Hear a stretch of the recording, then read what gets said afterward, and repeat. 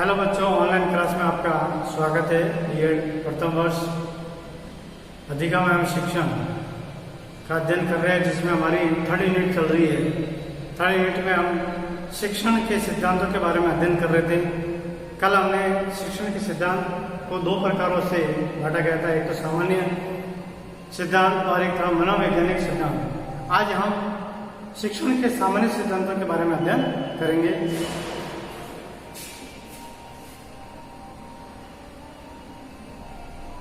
ना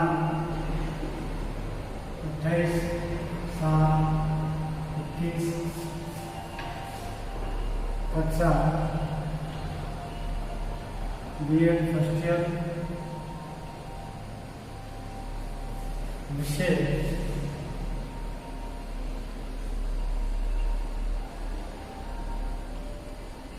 अधिगम एवं शिक्षण।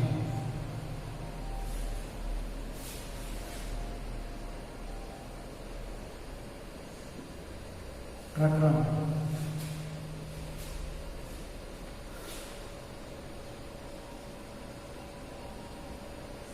शिक्षण के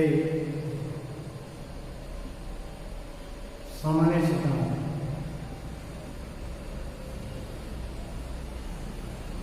शिक्षण के सामान्य सिद्धांत शिक्षण के क्षेत्र में हुए शोधकर्ताओं, प्रयोगों तथा सामान्य परंपराओं के फलस्वरूप मिश्रण शिक्षण के सामान्य सिद्धांत विकसित हुए। शिक्षण के सामान्य सिद्धांत निम्नलिखित प्रकार से है। सबसे पहले उद्देश्य निर्धारण का सिद्धांत। उद्देश्य निर्धारण का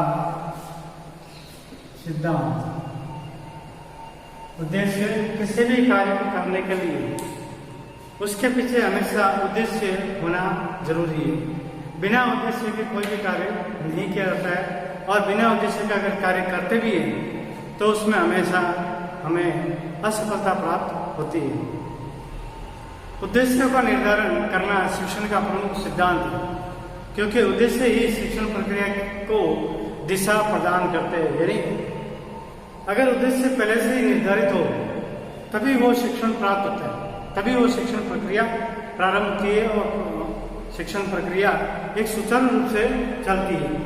शिक्षक उद्देश्य के अभाव में उस नाविक के समान है जिससे अपना गंतव्य स्थान का पता नहीं है, और छात्र उस पतवारहीन नाव के समान है जिससे अपने गंतव्य स्थान जो लहरों के थपेड़े खाते हुए कहीं और भी किनारे लग सकती है।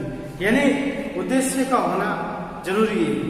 उद्देश्य का निर्धारण होगा तभी शिक्षण के साथ सिद्धांत निर्धारित होंगे, शिक्षण के उद्देश्य की प्राप्ति होगी। दूसरा है करके सीखने का सिद्धांत। ये थॉर्नडाइक का सिद्धांत है, करके सीखने का सिद्धांत। करके सीखने का सिद्धांत यानी यह शिक्षण का एक मूल्यवान सिद्धांत है। इस सिद्धांत के अनुसार सीखने के लिए छात्र का क्रियाशील होना अति आवश्यक है, क्योंकि करके यानी जो काम करके सीखा जाता है वो कार्य एक अच्छे से याद होता है, लंबे समय तक याद रहता है, और वो कार्य हमेशा हमें याद रहता है। क्रियाशीलता दो प्रकार की होती है, एक होती है शारीरिक और दूसरी होती है मानसिक। शारीरिक क्रियाशीलता के अंतर्गत छात्र को कर्मेंद्रिय की क्रियाशीलता का शिक्षण दिया जाना चाहिए, और मानसिक क्रियाशीलता में ज्ञानेंद्रिय का शिक्षण देना चाहिए। मनोवैज्ञानिक के अनुसार प्रत्येक छात्र अपने स्वभाव से ही क्रियान्वित होता है। यानी करके सीखने का मतलब होता है करके सीखने का सिद्धांत, यानी क्रियाशीलता को दो भागों में बांटा है, एक तो है शारीरिक, एक है मानसिक। शारीरिक में शरीर के द्वारा काम करवाना यानी प्रैक्टिकली काम करवाना, और मानसिक में ज्ञानेंद्रियों द्वारा यानी जैसे मन है, दिमाग है, इसके द्वारा कार्य करवाना। तीसरा है रुचि का सिद्धांत। तीसरा क्या है? रुचि का सिद्धांत।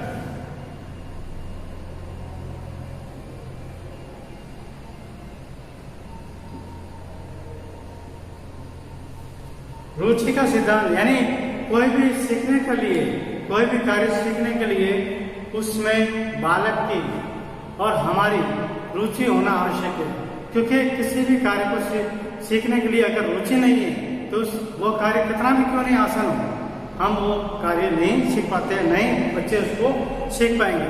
इसलिए किसी भी कार्य को सीखने के लिए रुचि का होना बहुत जरूरी है। पेनसेट ने अपनी पुस्तक the principle of the teaching method में कहा है कि जब तक छात्रों में सक्रिय रुचि जागृत नहीं होगी तब तक शिक्षक का सर्वोत्तम कार्य नहीं होगा।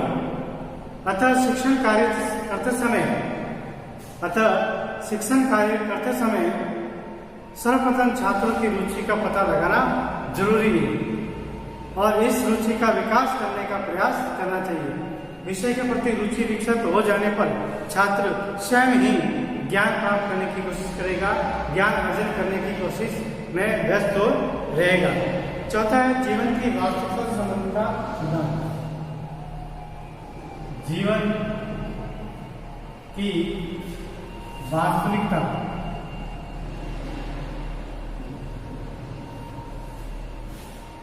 से संबंध का सिद्धांत।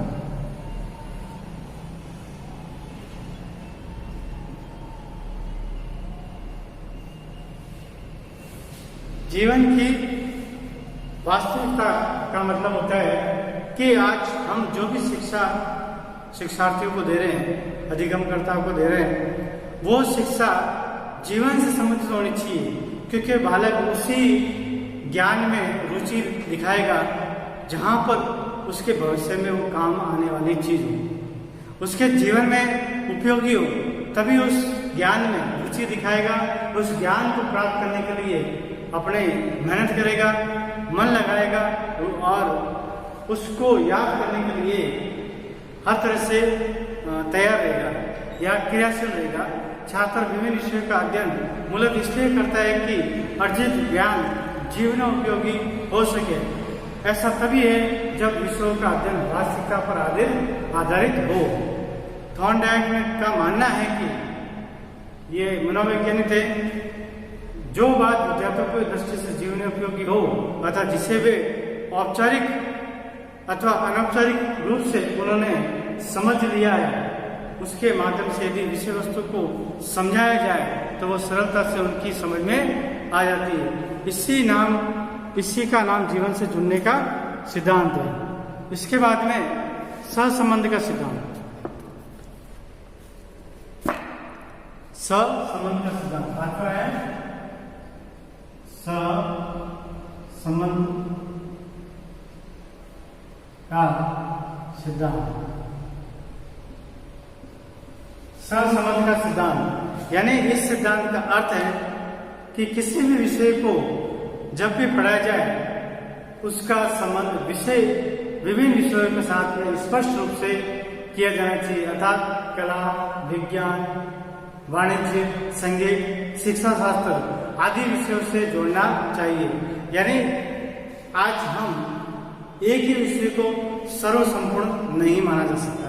जैसे गणित का संस्कृत शब्द से भी संबंध होता है, भूगोल से भी संबंध होता है, पॉलिटिकल साइंस से भी संबंध होता है, साइंस से भी संबंध होता है। यानी एक विषय कई विषयों से संबंधित होती है।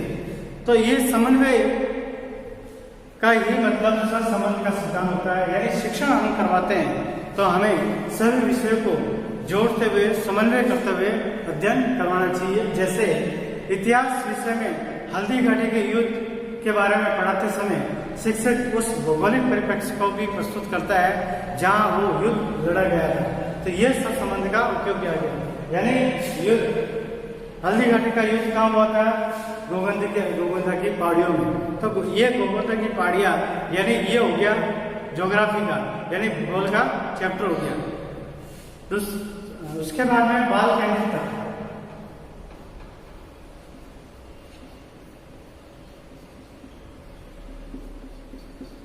बाल केंद्रितता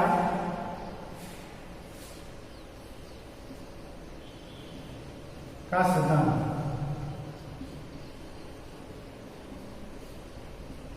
बाल केंद्रितता का सिद्धांत यानी एक अच्छा शिक्षक सदैव अपने शिक्षण को छात्रों की आवश्यकताओं, क्षमताओं, रुचियों, अभिरुचियों, आयु तथा मानसिक स्तर, शारीरिक स्तर आदि के अनुसार व्यवस्थित करता है।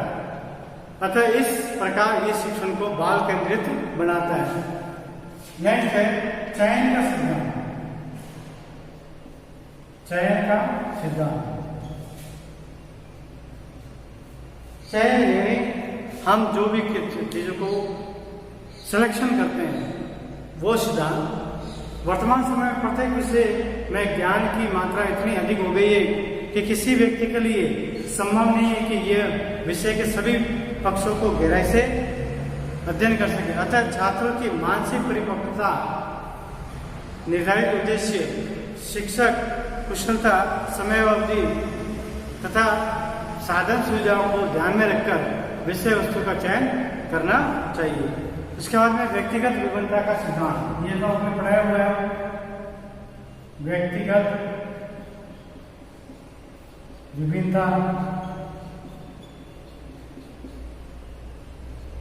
का सिद्धांत। व्यक्तिगत विभिन्नता का सिद्धांत ये तो मैंने पढ़ाया हुआ पहले ही। उसके बाद में इतना ही चाहिए। हम अगले वीडियो में अगला विषय लेकर प्रस्तुत होंगे। धन्यवाद।